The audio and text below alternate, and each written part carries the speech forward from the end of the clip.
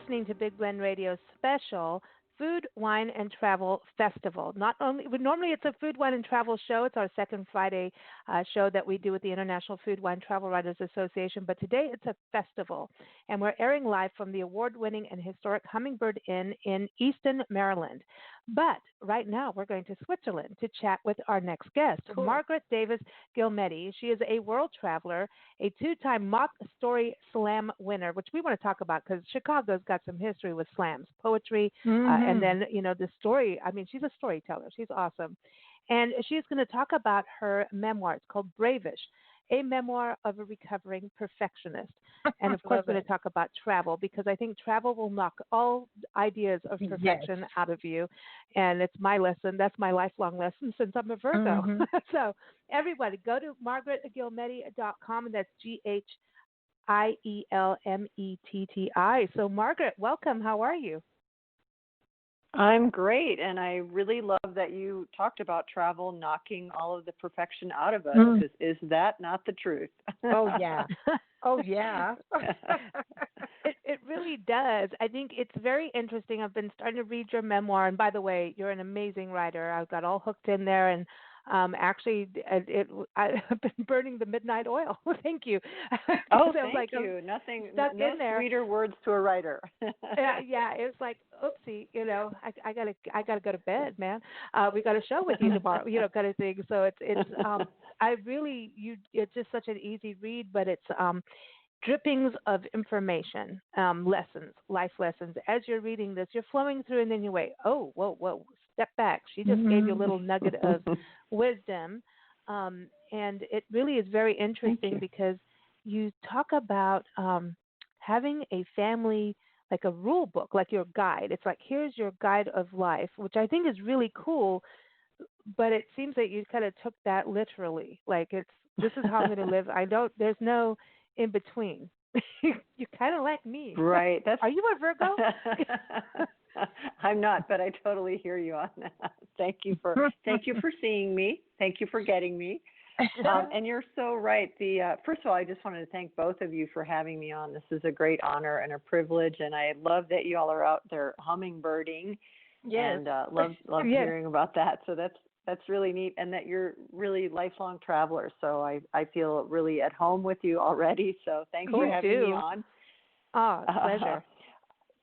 And you really hit the nail on the head. The family handbook, my maiden name is Davis, so it's the Davis Family Handbook. And that luckily came to me in the middle of the night. I was already deep into writing the book, and I thought it was going to be a book of traveler's tales, since we have lived on 4 continents and I visited almost 50 countries.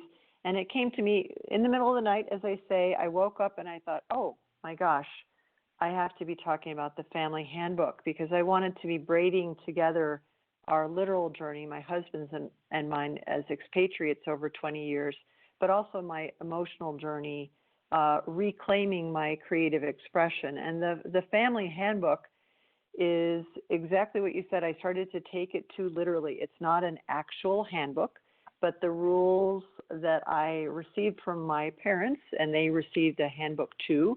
And I think all of these rules are great until they are taken to excess, which is what I did. So things like, if you want it done right, do it yourself. I'm a big believer in that.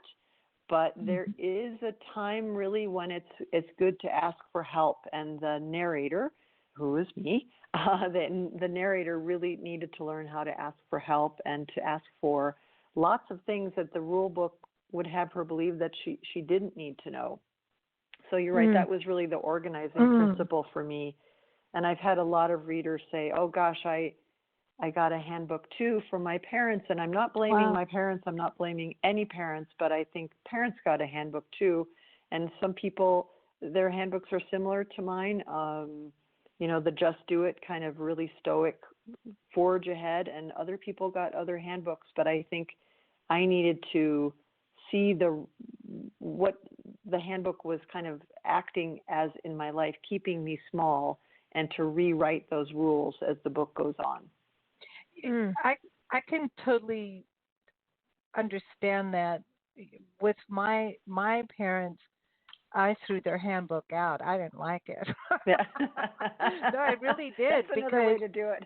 yeah, I just and so and there's that thing like I should not have tossed everything out, and Mm. but over 50% was good to toss out, but Mhm. you know as time comes and things like the internet and all we have now, things have to Mhm. change and they're changing really fast, so Mhm. you can't go by the handbook handed down always because it's not Mhm. relevant now. Your basic things like, oh, don't lie, don't cheat, don't steal, don't murder people, those kind of Right. basics, yeah, okay, Right. but Keep those. yeah, keep those. But things change so fast now that you have to now rely on yourself a lot, you Mhm. know. Mhm. And I think that's where if you're too ingrained in a handbook and what everybody else said you should be doing, that's where you get tripped up. Especially Mhm.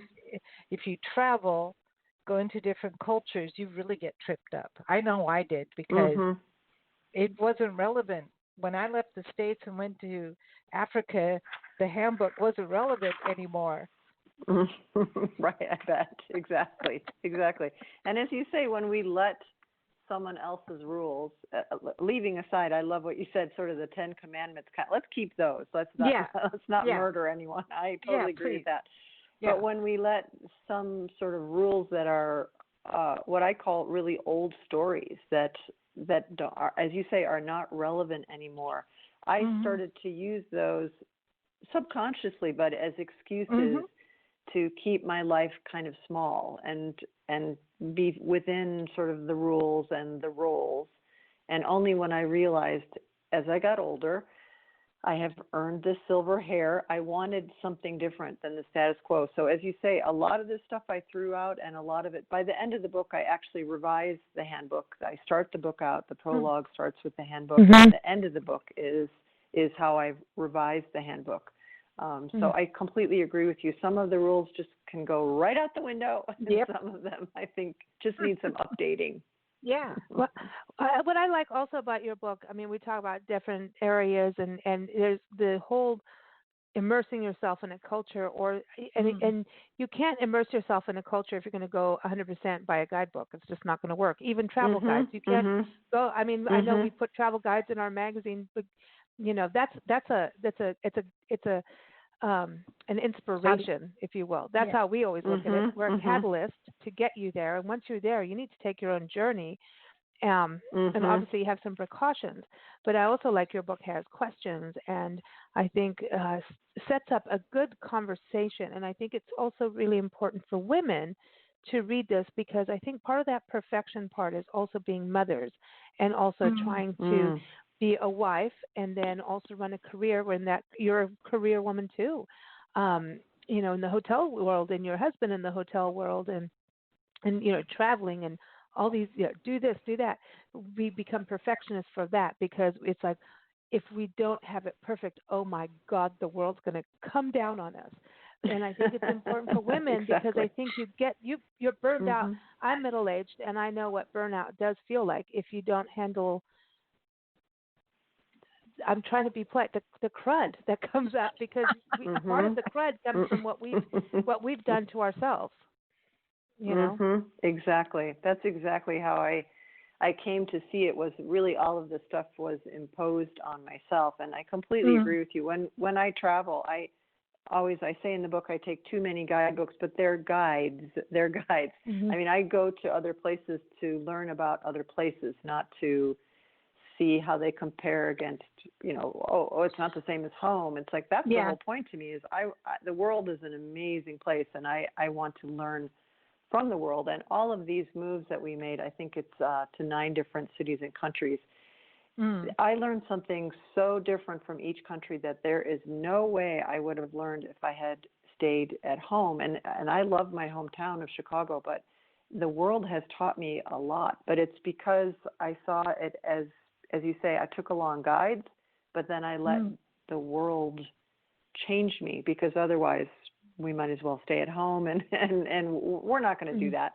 And I also really think you're right that I think it's true for a lot of guys I know, but you're right, a lot of women, we get kind of a societal rule book as well, not necessarily from our parents, but it's things that I think, I will speak for myself, roles that I took on, partly because having given up my career at that point to follow my husband's career, there was a real void in my life. I really sort of didn't know who I was without a business card, and I filled that void with all of the people-pleasing behavior that, you're right, women are conditioned to do, and that gives an immediate sort of an emotional payoff, like a jolt. I knew that anytime I was feeling lost, oh gosh, I know what to do.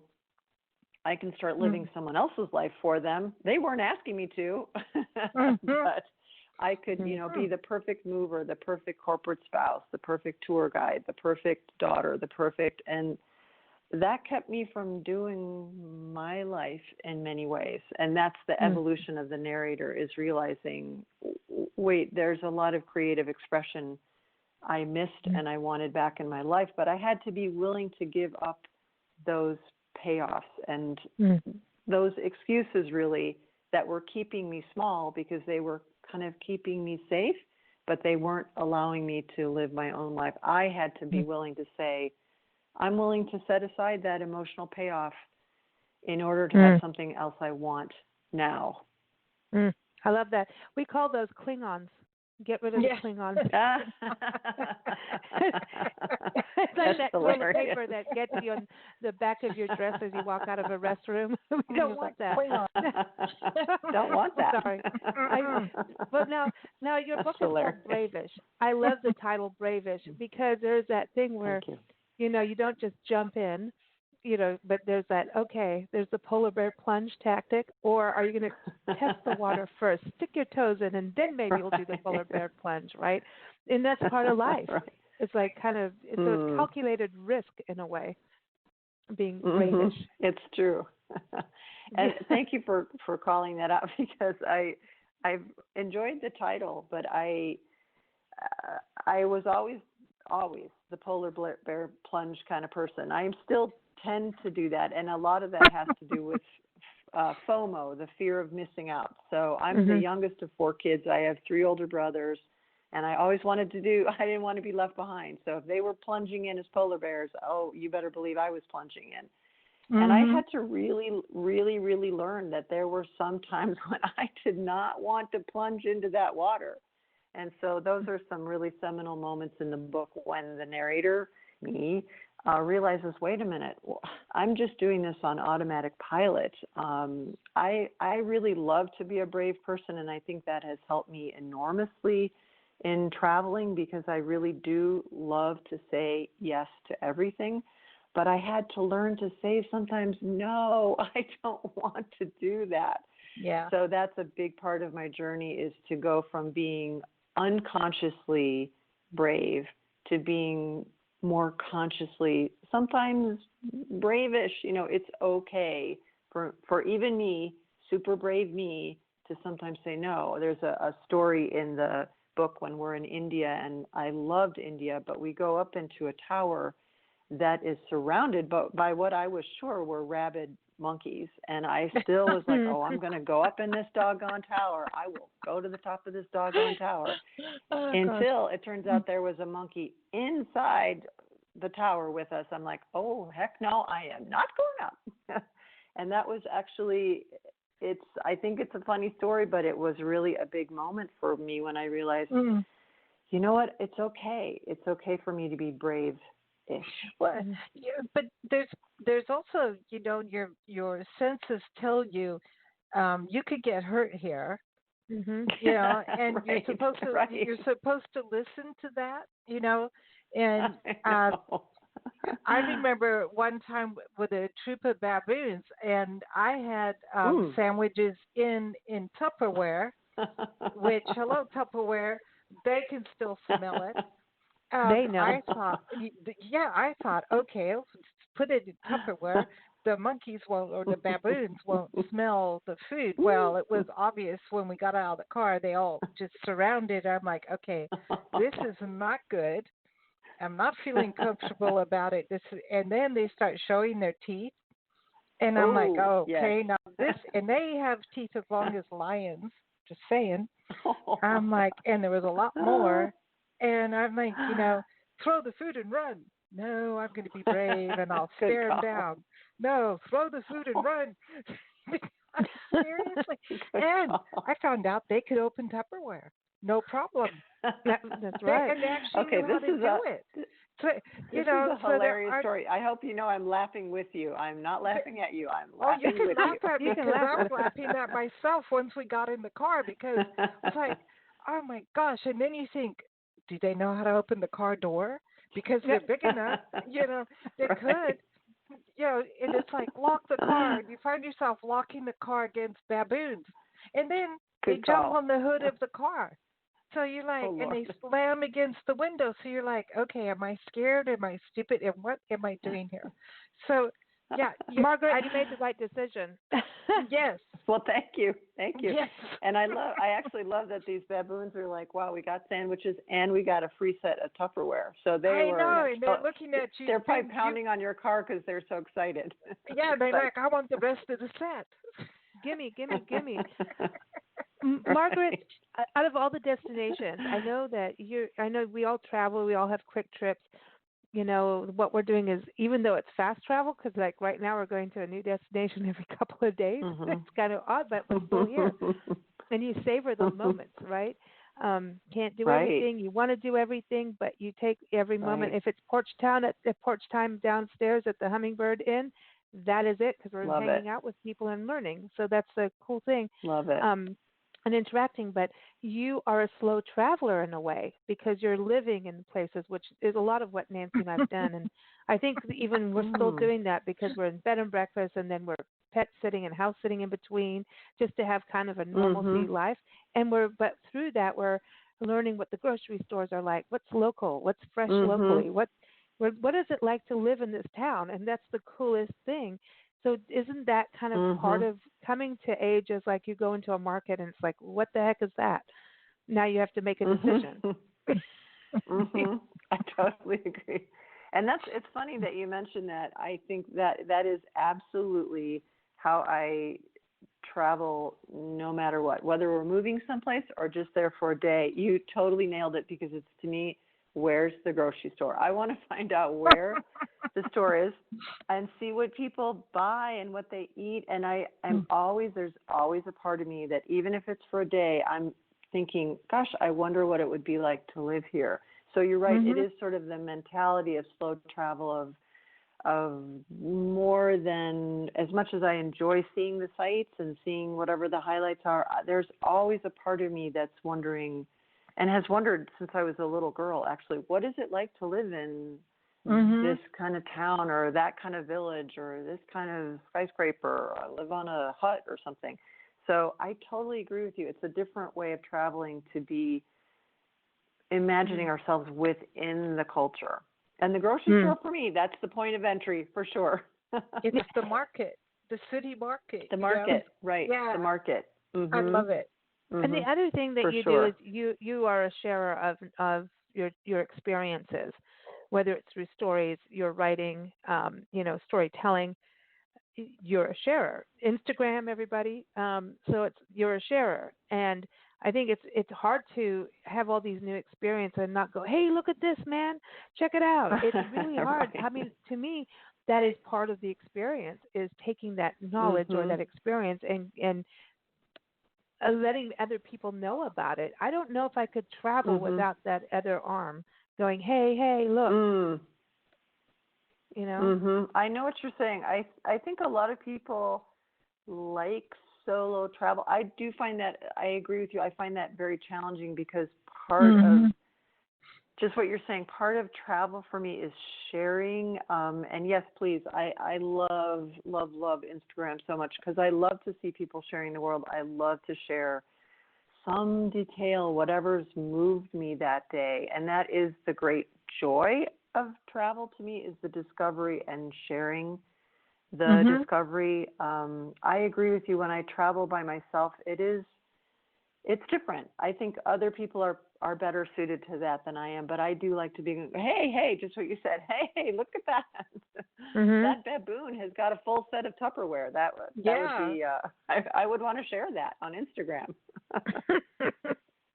Well, and then you'll take your phone while you're sharing that. Exactly. You know, so right.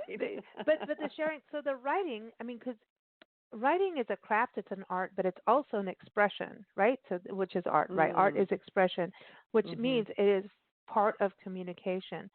So you were born with this. You started this at a very young age. I did. You're right. As soon as I could hold a stubby little pencil, or as soon as I had that little diary, you know, the one that had the little lock and key kind of thing, I've absolutely always been a writer.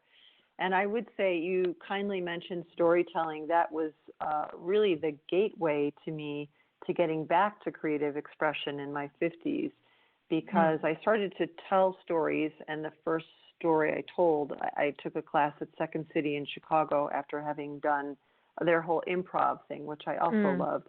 And the first story that I wrote and that I told was Monkey Tower, the one I just described. And to tell that on stage and have people laughing, first of all, it played against one of the rules I grew up with, which was, you know, to be more of a lady and to be a little bit more quiet. Well, it's not a quiet story at all when a monkey is slashing at you with its withered, leathery paw.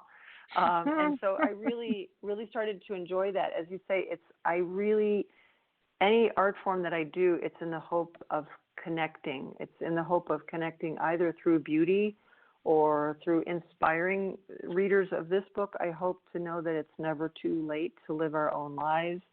I hope to entertain people with my travel stories, but that's another way of making connection. So you're right. For me, it's always, always, always about communication and connection. And I love to hear back, too. I love to hear other people's stories. I love to hear what you all are doing. I love to hear your travels.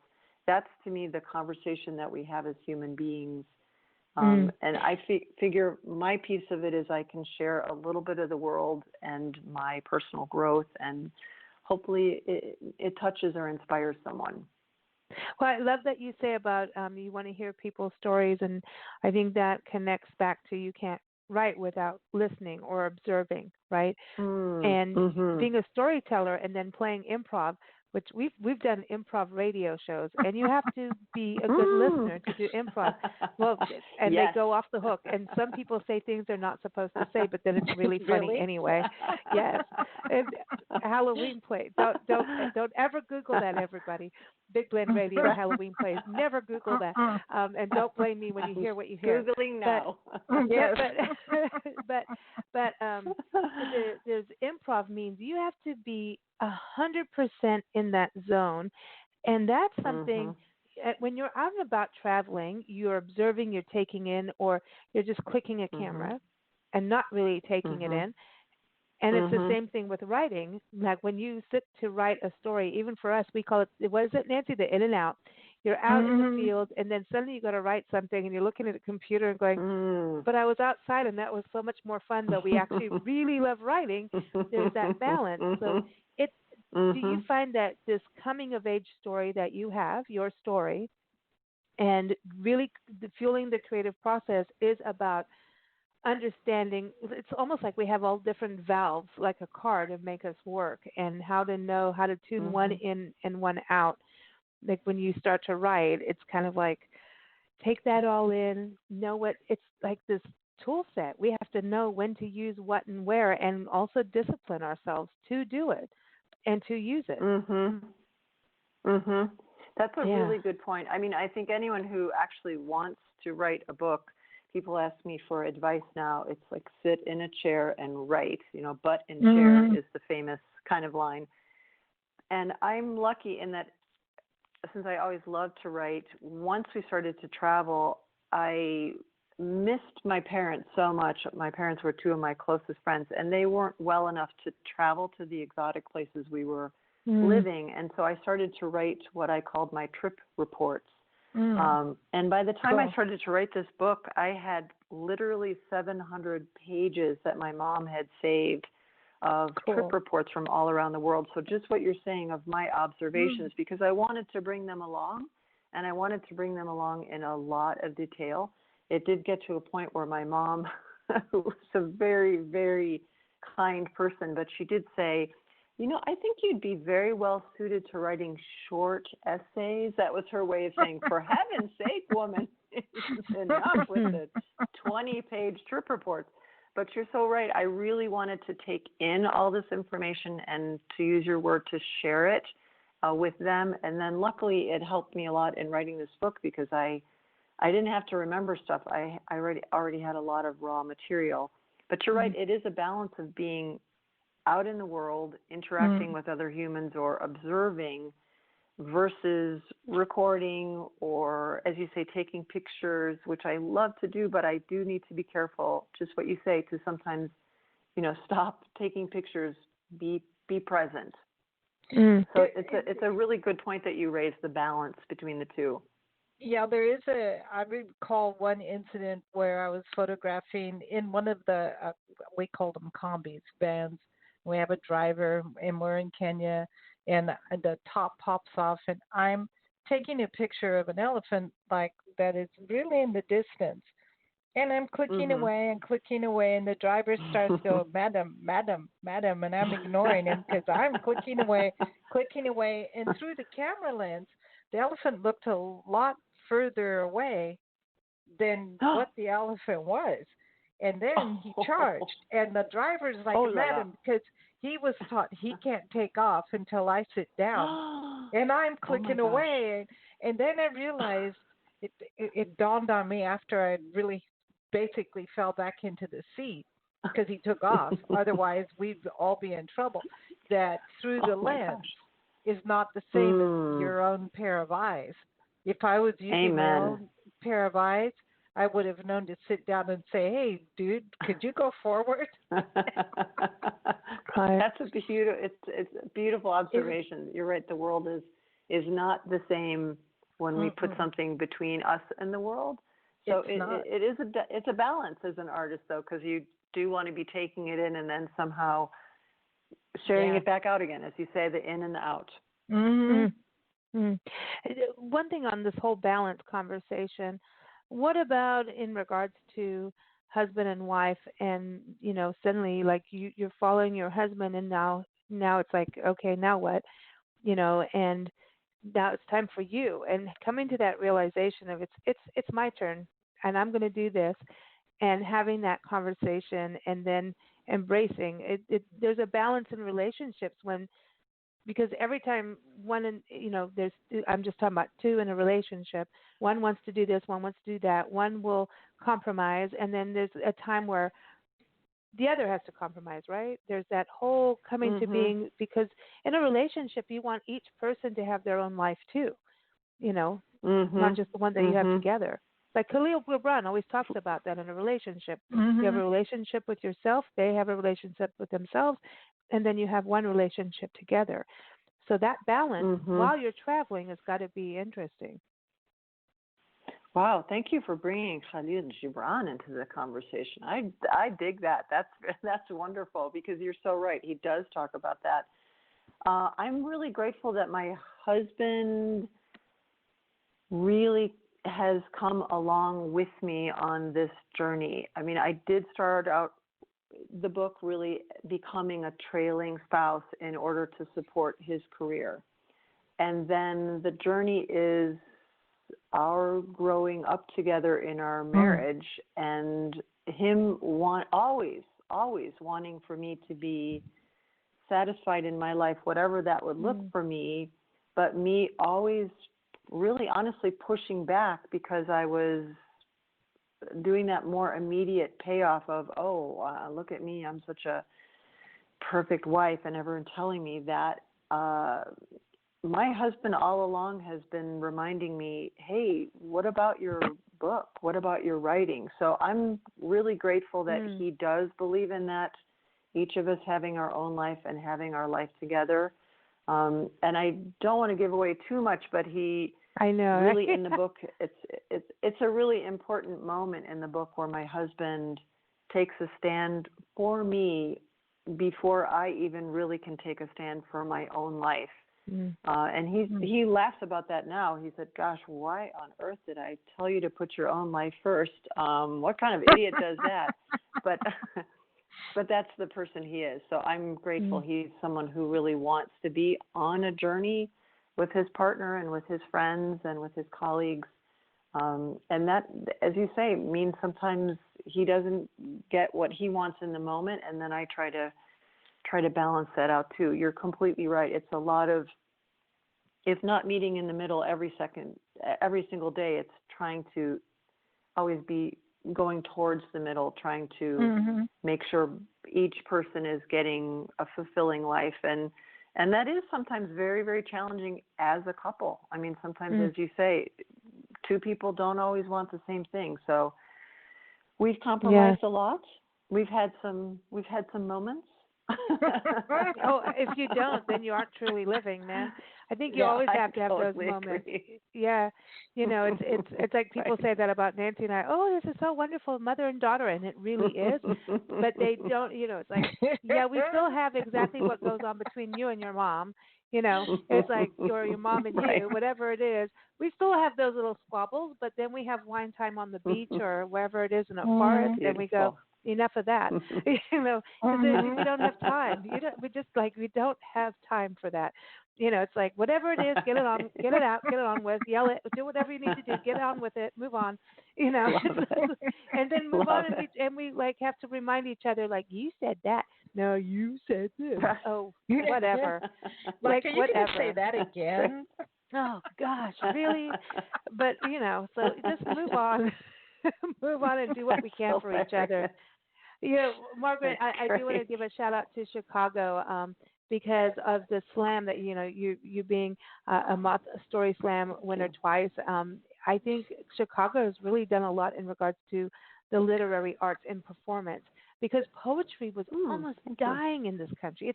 It's still hard, but the poetry slams really revived poetry. And it came out of Chicago with the Poetry Slam and the Poetry Foundation doing stuff. And so I just want to give a shout out to Chicago, because it seems that they understood the need for performance as an art form to revive the literary arts. I think they really did. Or maybe it's just your winter. Wow, thank you. You needed to do something thank you. there too. Exactly. You got to do something, right? You got to have something. Yeah, no. No, but I think I really appreciate the shout out to Chicago. It's a fantastic city to be in if you're a live lit person or any kind of artist. But thank you so much for saying that about the poetry scene and the live lit scene. Since I obviously travel a lot, I'm always a little bit surprised places where people go, oh, what is this thing called storytelling? And I feel so spoiled, because in Chicago you could, if you wanted to tell a story live, you could do that pretty much, well, virtually now, but any night of the year. There's a storytelling settings for anyone. And that's why I encourage people. People are really, really welcome to contact me if anyone is interested in trying to tell a story for the first time. It's a great city for people who want to just dip a toe in. You don't have to polar bear plunge, but thank you for mentioning that too for Chicago.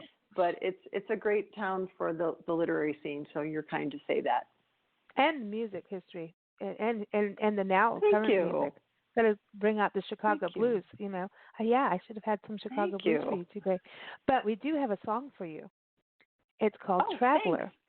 And we like to pair songs where we can, and this song is called Traveler, and it's from one of our favorite bands, the Walkabout Band. Sully, that's his nickname, Daryl Sully. He is from Australia, and the rest of the band is from the Upper East End of New York, so they know cold. Wow. I think, but they're awesome. They've been on our show about 3 or 4 times. I can't keep up, but this is from their very first album, and this is a song that means a lot to Nancy and I. And they're like, "Hey, I'm a traveler. I write my name in the sand." I thought, I love that part, because it reminds you that everything in life is temporary, right? It is. Beautiful. And so it is. Yeah. So I wanted to play that for you, but thank you for joining us again, everybody. go get the memoir again by Margaret, and the memoir is called Bravish, a memoir of a recovering perfectionist, and you can go Amazon, all those places, right? It's out through She Writes Press, and go to margaretguilmedi.com. Did I pronounce that correctly? I'm never right. Wow, I don't know how you did it, but you did it. Okay. Thank you. And that's G-H-I-E-L. All right, Lisa and Nancy, thank you. I was just going to spell it out for those who, like, when you say something on the air, just so people know, it's GHIELMETTI.com. So margaretguilmedi.com. And I'm also just proving I can spell because I'm reading it. Thank you so much, Margaret. It's been a real pleasure. Thank you, Lisa and Nancy. I really, really, really appreciate it. I've had a blast, and God bless you. It's a fantastic show, and I look forward to hearing the song, and I always look forward to hearing your episodes. Thanks so much. Thank you. You take care and enjoy Switzerland and have some Swiss cheese for us while you're there. Yeah. I will do. Cool. Okay. Okay. Cheers. Cheers. Here's Traveler, everybody. You too.